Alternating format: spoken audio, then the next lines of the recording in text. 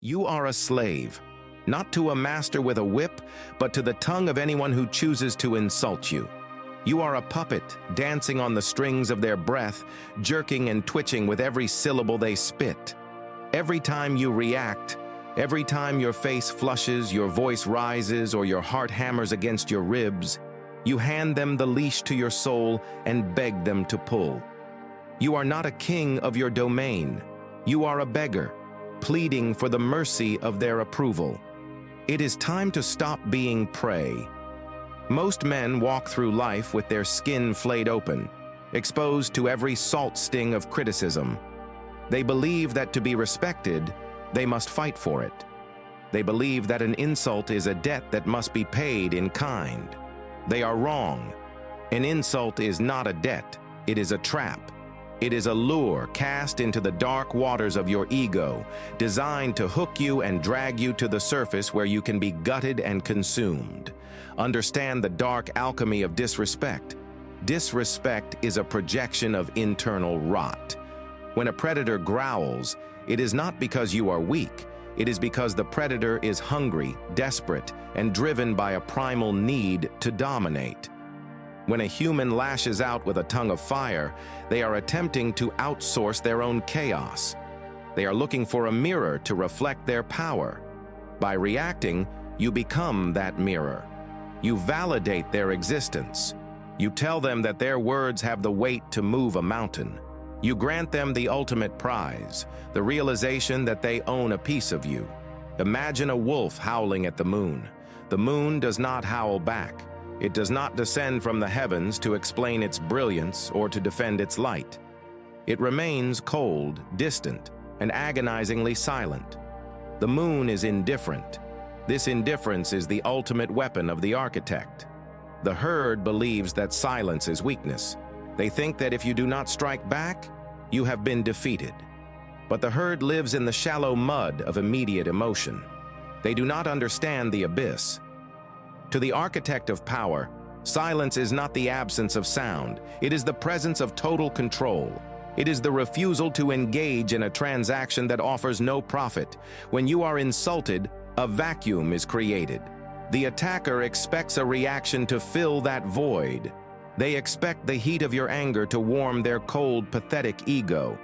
If you give them nothing, if you meet their venom with a gaze that sees through them rather than at them, the vacuum collapses on the attacker. They are left holding their own poison, with nowhere to pour it but back into their own veins. The first pillar of defense is the deconstruction of the attacker.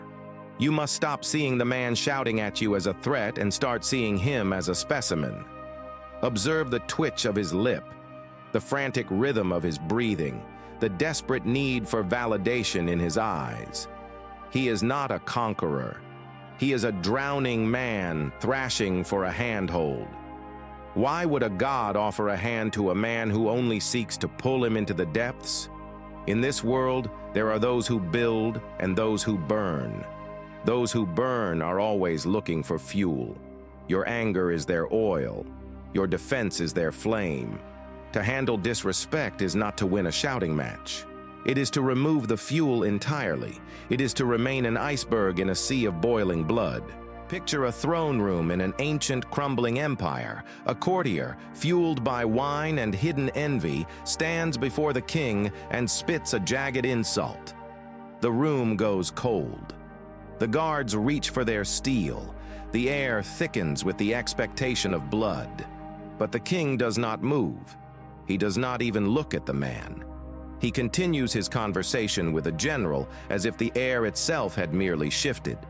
In that moment, the courtier is executed, not by the sword, but by the realization of his own non-existence.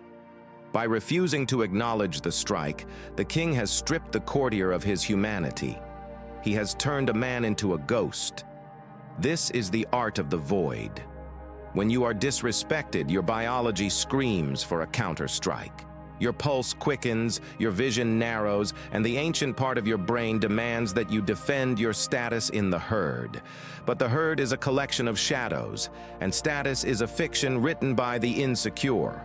To the silent power architect, an insult is a ripple on the surface of a bottomless lake.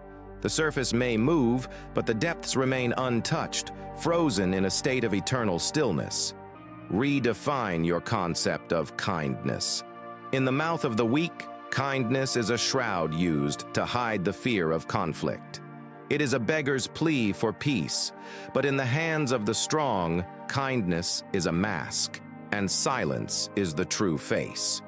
When you meet an insult with silence, you are not being nice. You are performing a psychological vivisection. You are forcing the attacker to sit in the rot of their own words. Understand this. Every insult requires a witness. Without an audience or a reaction, an insult is merely a scream into the abyss.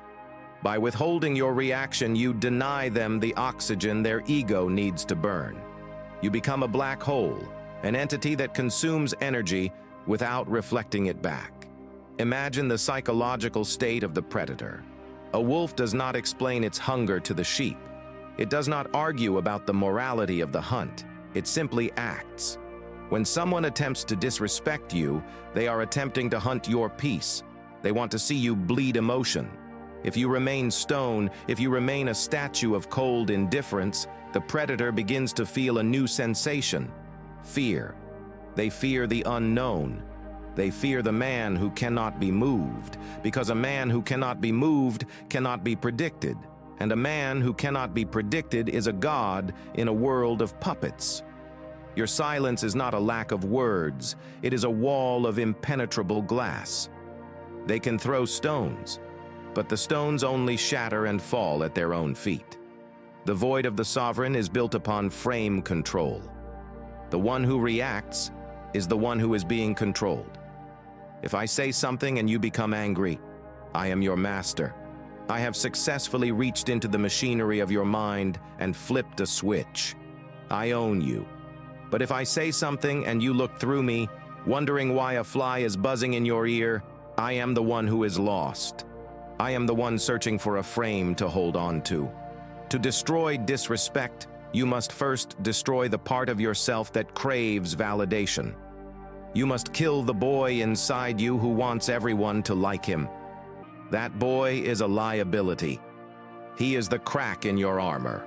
Replace him with the architect, the one who knows that the opinions of the herd are nothing more than the rustling of dead leaves in the wind. You do not need to defend your honor. Honor that needs to be defended by words is not honor at all. It is vanity. True power is self-evident. It is heavy. It sits in the marrow of your bones and the weight of your gaze.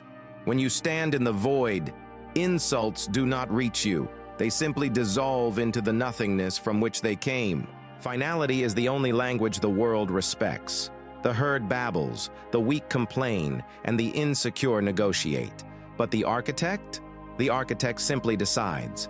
When you face disrespect, the ultimate act of power is not a clever comeback or a physical strike. It is the total, absolute refusal to bargain with the reality the attacker is trying to create. Imagine a mountain. A storm rages against its peaks. The wind howls, seeking a crack in the stone. The rain lashes at the granite, desperate to erode its foundation. Does the mountain bargain with the storm? Does it explain why it deserves to stand? No, it simply remains. When the storm has exhausted its fury, it dissipates into the mist. The mountain is still there, unmoved, untouched, indifferent to the chaos that once surrounded it. You must become that mountain. Most people are like clouds, shifted by every breeze of opinion, evaporated by the heat of a single insult. To handle disrespect is to cultivate a density of soul that makes the words of others feel like pebbles thrown at a fortress. Consider the look. When words are fired at you, do not lower your eyes. Do not squint in anger. Do not look away in shame. Look through the person. Use a gaze that is neither aggressive nor defensive, but purely observational. It is the look a butcher gives a carcass. It is clinical. It is cold. In that gaze, the attacker realizes that they are not a participant in a battle. They are an object being analyzed.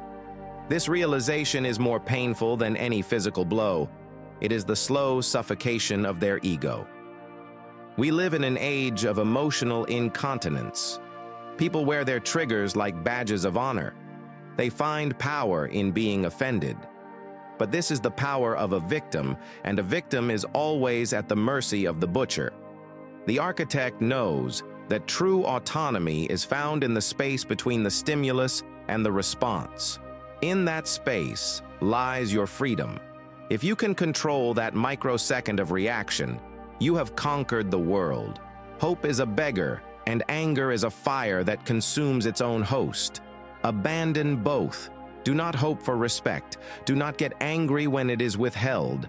Instead, command the space you occupy. Your presence should be so heavy that disrespect feels like an act of sacrilege. This is not achieved through shouting. It is achieved through the quiet discipline of the self. It is the way you hold your shoulders, the measured pace of your breath, and the economy of your movement. When you leave a situation where someone has attempted to insult you, do not replay the scene in your mind. Do not craft the perfect retort in the shower 3 hours later. To do so is to allow the ghost of the attacker to live in your head rent-free. Evict them. Burn the memory. They do not deserve the sanctuary of your thoughts. The world will try to pull you down into the mud.